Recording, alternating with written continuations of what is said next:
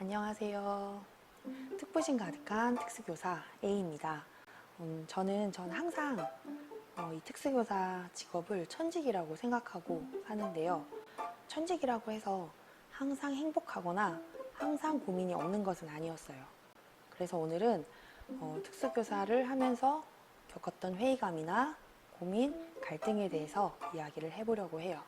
그리고 그런 갈등과 고민들을 스스로 어떻게 극복했는지에 대한 지극히 개인적인 이야기도 함께 해보려고 합니다. 특수교사뿐만 아니라 모든 선생님이 그렇겠지만 아마도 학생이 1위가 아닐까요? 학생들과 거의 많은 시간을 접하는 이 직업에서 아마도 학생들로 하여금 이 직업의 기쁨도 느끼겠지만 학생들로 하여금 이 직업의 회의감도 느끼지 않을까 싶어요.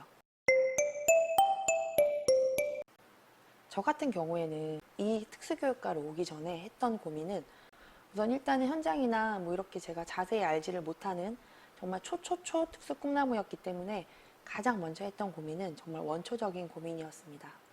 말 그대로 원초적인 고민이라는 건 그냥 제가 TV나 책에서 봤던 걸 생각을 해서 내가 가서 과연 그 학생들의 대소변을 잘 가려줄 수 있을까?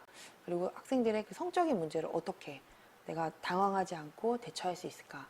이런 원초적인 것에 대해서 고민을 많이 했었습니다.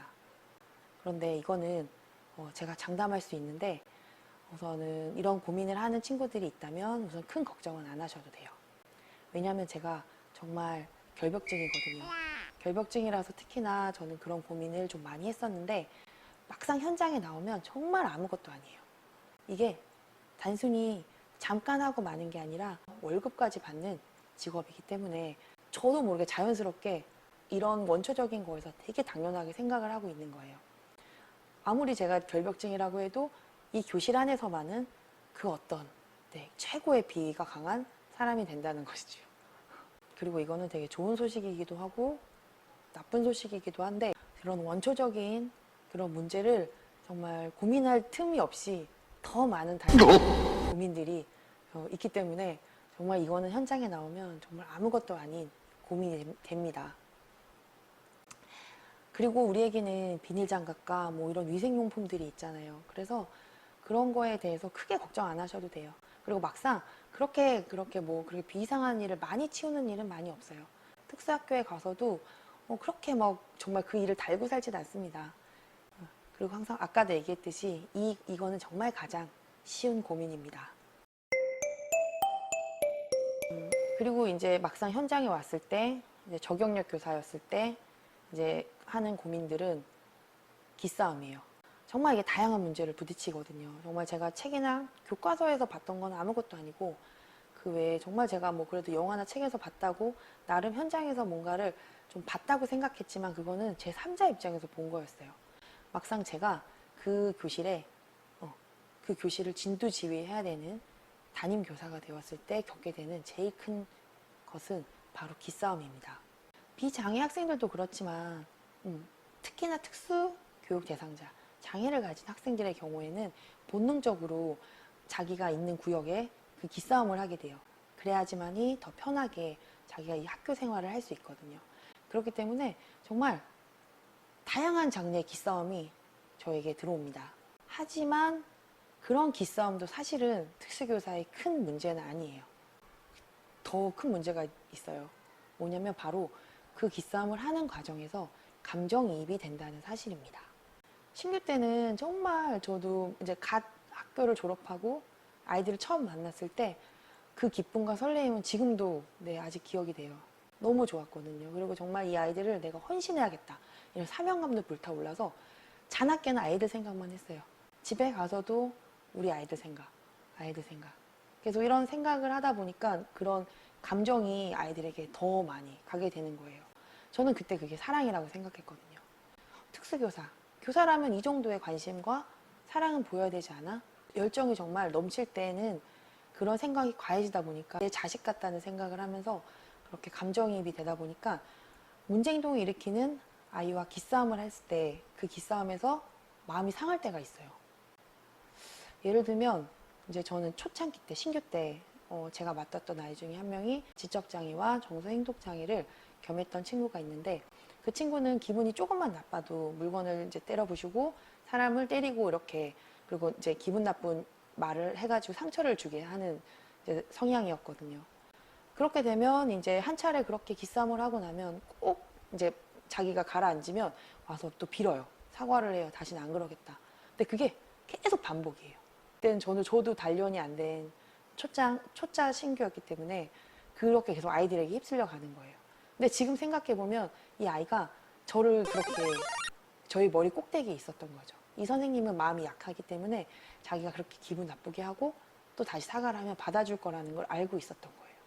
이제 이 친구가 사람이 많이 몰린 이제 전교생이 모인 체육관에서 이제 자기가 기분이 나쁘다고 저에게 이렇게 큰 소리로 이제 외치는데 그 강당이 울리잖아요. 아직도 생각나요. 시발, 시발, 시발. 그때 정말 너무 상처를 받아서 한동안 그게 되게 충격이었어요.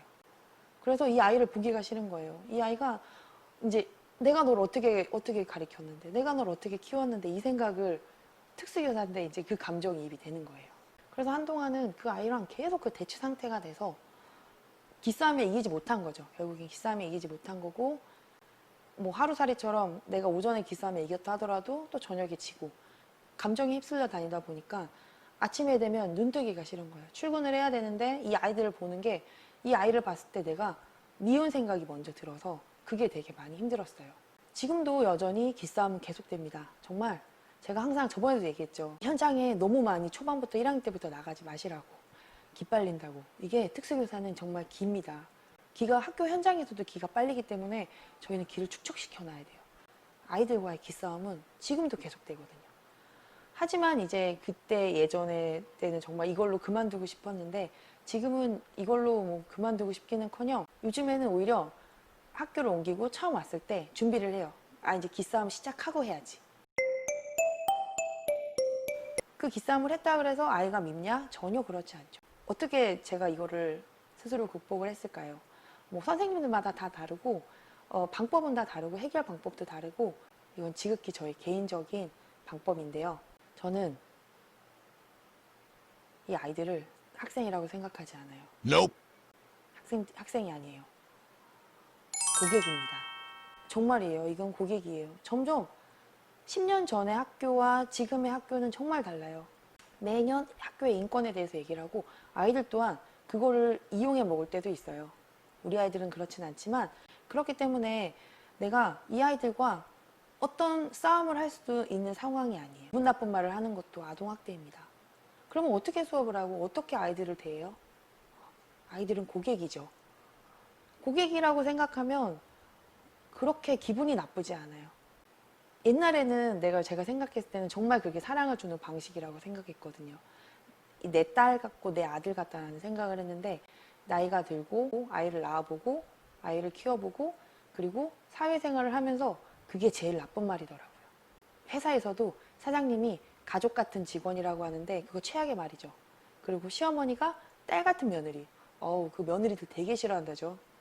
맞습니다. 아이들은 제 자식이 아니에요. 제 소유물도 아니고 고객입니다.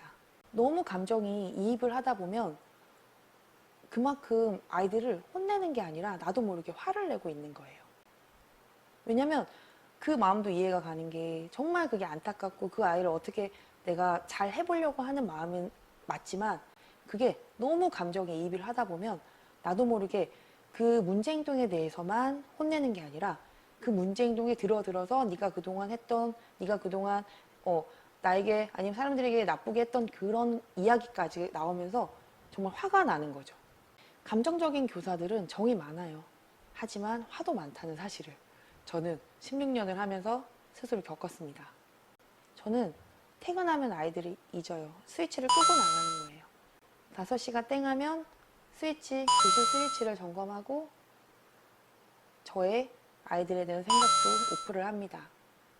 그래야지 또 제가 기를 많이 모아서 다시 아침에 즐거운 마음으로 갈 수 있거든요. 아이들의 생각을 집까지 끌고 가버리면 질려요. 아침에 되면 새롭지가 않은 거예요. 저는 정말 기를 축적하고 에너지를 받아서 다시 아침에 새 마음으로 아이들에게 즐거운 마음으로 갑니다. 우리 고객님들에게. 아이들을 고객님이라고 생각을 한다고 해서 이 선생님 너무 이제 싹싹 비비는 거 아니야?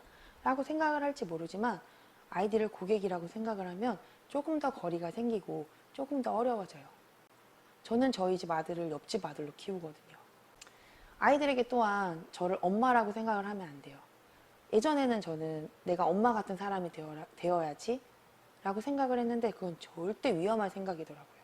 왜냐면 장애 학생들의 경우에는 대부분 엄마들이 거의 다반수가 기싸움에서 졌어요. 쩔쩔매요. 맨 처음엔 짠하다는 생각으로 아이들을 우쭈쭈 하다 보니까 이미 아이가 엄마를 이겨먹은 거예요. 근데 엄마가 제가 엄마라고 생각을 해보세요. 그럼 얼마나 저를 이겨먹으려고 하겠어요. 그러면 그게 또 계속 이제 싸움이 되고 감정 싸움이 되는 거예요. 절대 우리는 엄마가 아닙니다. 엄마는 너무 편한 존재이기 때문에 우리는 조금 어려워도 돼요. 아이들은 엄마는 또 용서해 줄 거야. 엄마는 내가 이렇게 해도 다 이해해 줄 거라는 생각을 하거든요. 아마 그때 제가 신규 때 봤던 그 아이도 그런 마음으로 더 그랬을 것 같아요. 저는 선생님이고 아이들은 고객이라는 생각에 우리가 한 발짝 거리를 두는 것도 그게 절대 아이들을 사랑하지 않아서가 아니다. 이 생각을 하셨으면 좋겠습니다. 인간관계를 우리가 난로라고 하잖아요. 너무 가까이 하면 뜨겁고 너무 멀리 하면 차갑다. 우리 특수교사가 할 일이 장애 학생과 항상 그 학생을 보고 있지만 너무 가까이는 아니고 그렇다고 너무 멀지 않게 항상 한 걸음 뒤에서 우리가 그 보는 그 노하우를 스스로 만든다면 절대 호는 내시되 화는 내지 않는 특수교사가 되는 것. 그것이 아마 이 고민을 극복할 수 있는 방법이지 않을까. 이건 제 생각입니다. 다음번에는 두 번째는 직장 동료와 특수교사의 고민에 대해서 이야기를 해보겠습니다. 안녕.